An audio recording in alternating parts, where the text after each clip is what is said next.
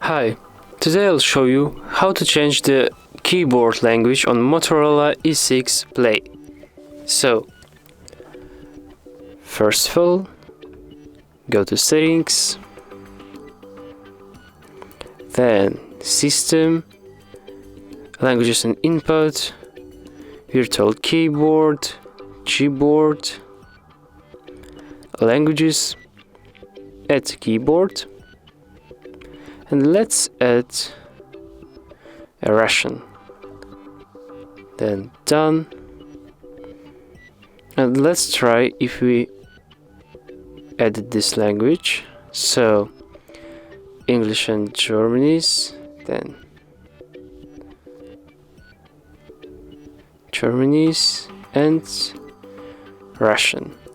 So if you want to delete the language, go back to Languages, then press right here, choose the language that you want to delete, press here, and that's all. Leave the like, subscribe to our channel, and visit our website HardReset.Info. Bye.